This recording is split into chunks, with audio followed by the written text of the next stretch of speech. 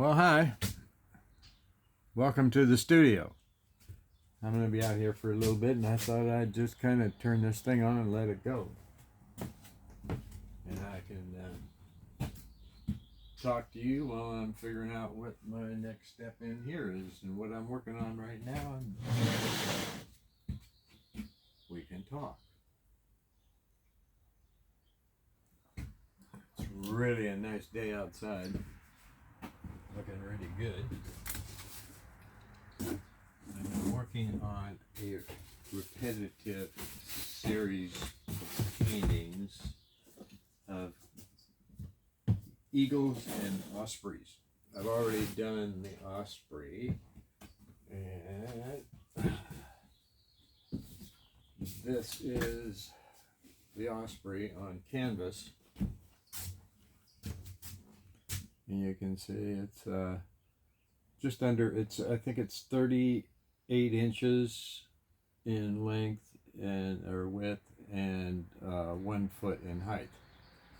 So that is an osprey. I have another one that's a 4 foot by 12 inch on wood, a wooden box that's the same pose but slightly different. I guess sooner or later I'll get it right.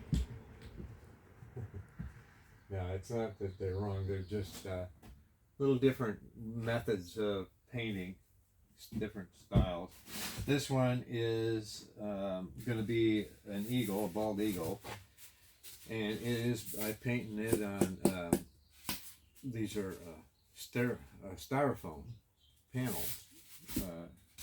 They're cut 12 inches in the height and 4 foot long, so the size of the bigger one I have made out of wood. But they also might make some neat paintings if I stood them on end like that. I don't know. I can see doing some abstracts on that form. I've got another one of these boards over there.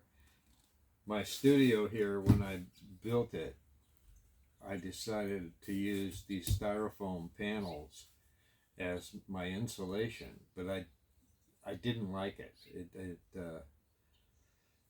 I don't know, it just didn't give me that level of comfort that I was looking for in here. It was made a little too echoey, I think is what it was. So I decided, I scrapped that idea and piled all this stuff out in the shed, and I put up a bat fiberglass insulation in here. And it works really good. My one little space heater will heat this place up really well. And this is 10 foot wide by 24 foot long, and I have 2 of these here on the property. This one's a studio, and the other one is, well, hasn't been insulated yet, but I have the laundry room out there, and I have a freezer, and I've got everything to build it out, an entire kitchen and a bathroom out there if I want. And that was in the plan, still is, except the plans are changing a little bit because of the economics that we're living in right now. Everything is changing. So the house, I am getting the wanderlust again, and I'm probably going to rent it out, and that means I'm going to have to empty all my stuff out of it. But I think what I'll do is turn this studio into a tiny home that I can come and stay at whenever I'm in town. And I want to really get another RV and hit the road. I did that for a year and a half. I was in a motorhome driving around. I rented out the house here on the island. That was right after Tanya died, my wife. And I tired of them having to move, because every 2 weeks or 3 weeks I would have to pick up and go to another RV park, because I belonged to a Thousand Trails membership, and it was really cool. I mean, I had everything west of the Mississippi at my disposal, and I took off from here, and I got in that motorhome and drove east until I got to Duluth, Minnesota, where I was born, and my sister lived at the time, and family was there. Other family was there, and on that trip back turned out to be the last trip I had to spend time with my dad, who lived in Duluth also. Um, I was there from arrived the end of or middle of August, and I think it might have been the first part of August that I got there. But anyway, I stayed until it was Halloween, the the night before Halloween. So the 30th of October, they had a blizzard that hit and dumped just unmeasurable, a whole ton of snow, a foot at least in the front yard of the house, and everything froze, including the water line to my RV, which was parked in the driveway. And I figured, I got to get out of here. So I had everything packed up, and I moved my motorhome so I could get out first thing in the morning, because I was afraid I was going to get snowed in. And if you have ever been to Duluth, Minnesota, you know that most of the city is built on a hillside looking out at Lake Superior. And across the river, the bridge that goes out to Lake Superior, and I think it's the St. Louis River that comes in, is Wisconsin, Superior, Wisconsin. And that's where my dad was born. Anyway, rambling on about that. The thing was that I had to get out of town, and while I was there, my dad had a stroke, and he wound up in a facility. He lived in an assisted living, but he wound up in a rehab facility after the stroke, and it wasn't good. He was on a downward slide, and he pretty much knew it. We had a few talks, and he had talked about all that. But anyway, I told myself I got to leave. I'm going to be stuck here all till spring, and I couldn't do that. So I left, and I headed south, right down to Mississippi. And when I got to Oklahoma, I made a right turn. I had booked up a reservation in Benson, Arizona, and I was heading for there. And it took me, when I'm driving in the motorhome, I used to limit myself to no more than driving 4 hours a day. And I mean, that's a couple hundred miles, 250 miles usually I could travel. But a lot of times on my trips, I wouldn't make it for 4 hours. I'd find someplace I wanted to stop, sometimes 60 miles or so from where I was in the morning. It's just that whatever the spirit moved me is what I did. That was a really neat way to live. I spent down in the Benson area. I'd have 3 weeks. I would rent my space. I have my space, and then I would leave for 3 weeks and go up to Tucson and stay, or I went up to and then come back to Benson, because I really kind of liked Benson, and so I'd do that, jump out and back and forth. And Cottonwood up near Sedona is another place I would go, and I'd stay 3 weeks there and then go back down to Phoenix, Apache Junction maybe, or one of those places, and then to Tucson, back to Benson. And I did that for months. I just around that whole area, and get up in the morning in a whole new world, a whole new dimension. When you opened that door and you looked out, and it was this whole new thing starting up again for the next 3 weeks. I knew, here's where I'm going to be, and get up in the morning and put the dog on a leash and start hiking up some arroyo and go for, we'd usually walk 2.5 miles out and then turn around and hike back. And that was every morning. And I explored up a lot of places with just up in valleys and stuff that I thought at some point there were people living here that are no longer around. You know, in the West, you know, the Wild West of around that area of Benson, you're only 30 miles out of Tucson, and so it's out of Tombstone. And there's such a history there, and I just loved history, and so that's what I did. I traveled around. I came back up the Pacific coast from Southern California and followed 101 all the way up to the Columbia River, and then back inland and across the Columbia into Washington. And I ended up, that was a pretty interesting trip. It got my head in a place that it needed to find. And yeah, I am really glad I did it. And I want to kind of do it again. I've been here now, let's see, I got back in 2019 and bought this property and built this stuff, 3 buildings here. And like I said, I got the wanderlust. I kind of want to go back and make another road trip like that. But I want to set it up different where I'm not going to be staying in RV parks. I like that ability to be totally off grid, to have my own solar, my own, fill up my water tanks, and I can go for a week, maybe 2, on the tanks I had in that RV.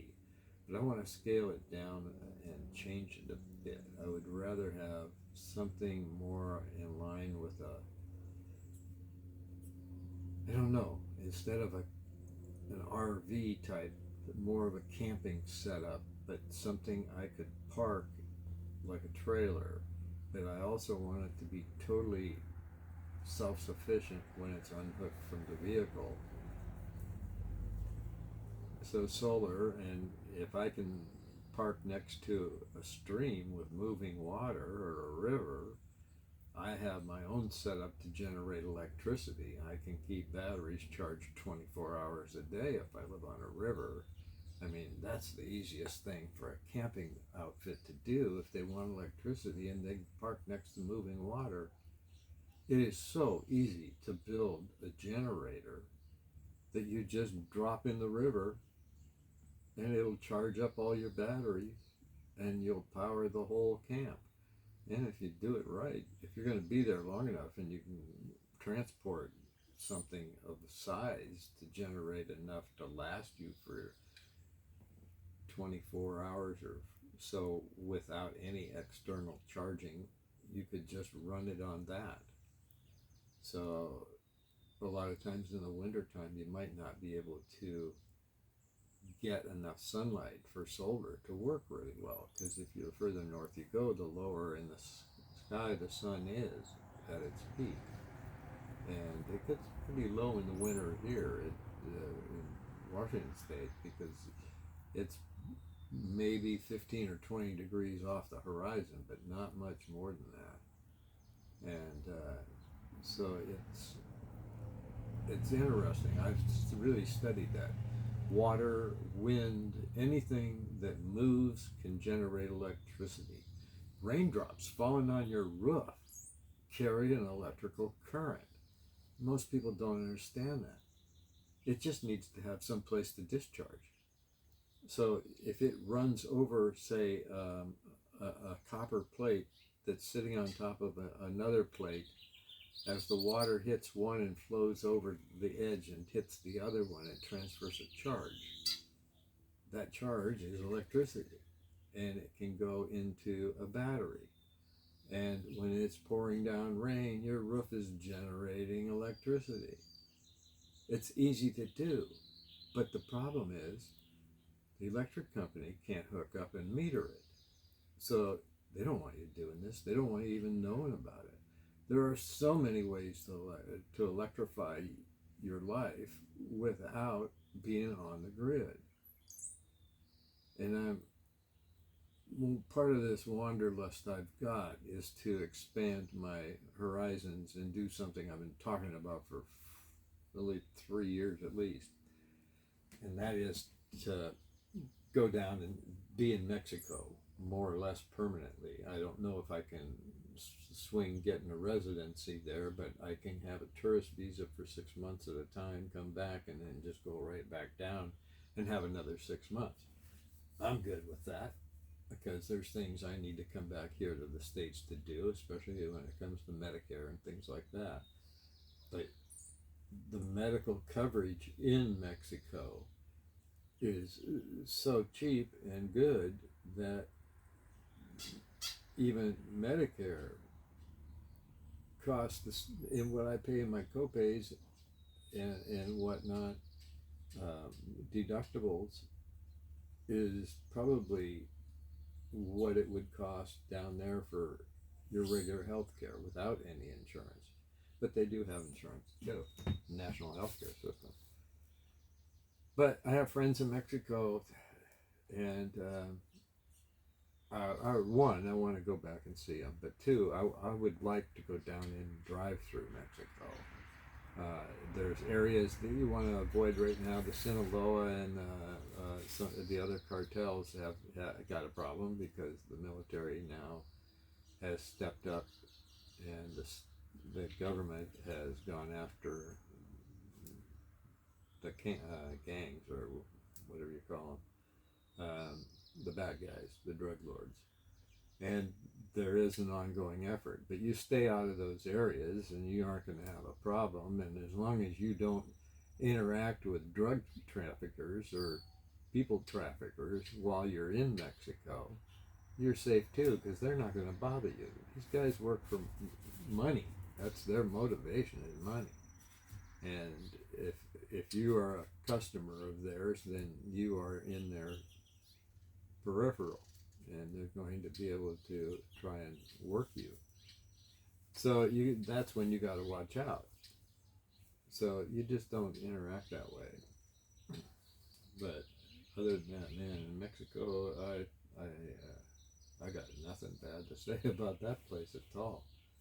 And it really kind of puts a tingle in all of my interests, because I can do a lot of things there that I do here, and I can do them for a lot less money. And I don't have, my life is all pretty much automated. I don't, the bank account takes care of itself. My Social Security check gets deposited and all my bills get paid automatically. I pretty much just sit back and make one payment every month to, my God, who do I write a check to every month? I don't think I have anybody. Every, about April and then again in October, I got to write a check to the county for real estate taxes. I think that's the only check I've written in 6 years. Every year, twice a year, I write to them, and that's it.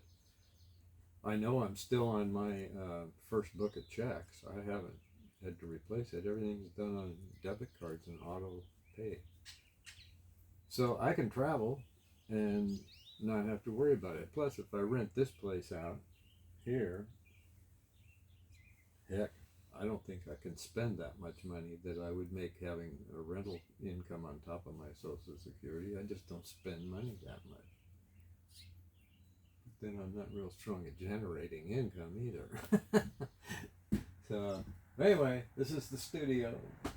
It's still in the works, but I've got stuff up hanging and I'm still organizing, and this would be the area where I do most of my painting, on the table here and on this wall. This is storage for right now. I just got stuff that's kind of more or less paintings I finished and don't have enough wall space to hang, so they're here.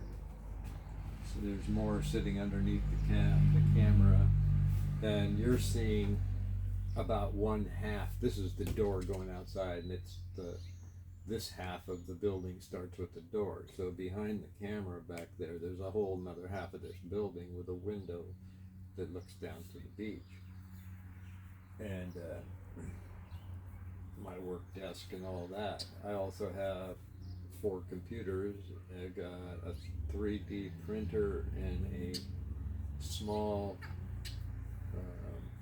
CAD router system that's computerized. So I can do other kind of projects too. 3D sculpting is something I want to start doing.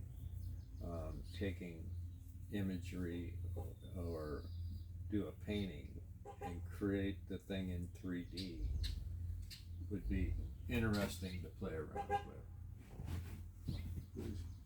Somebody's out here honking a horn. I don't know if they're honking for me. Nope, they aren't. They're honking for the neighbor. Sometimes delivery people here just pull up and honk. Anyway, yeah, this is where I hang. It's going to become more of a little more of a different outfit here. I'm trying to get all the artwork stuff out of the house because right now it looks like this mess here in there too. So I've got plenty of people in my life that can verify the fact that I am not a neat housekeeper. That's pretty much me in a nutshell. Anyway, I'll let you go. Been nice talking. I think I'll probably do a little more stuff out here because I'm starting to get summer's here, the door's open, I can come in here and paint. I can also just step outside here on the porch and set up and do paintings out in plein air. And then there's always the beach. Okay, have a good one. Talk to you later.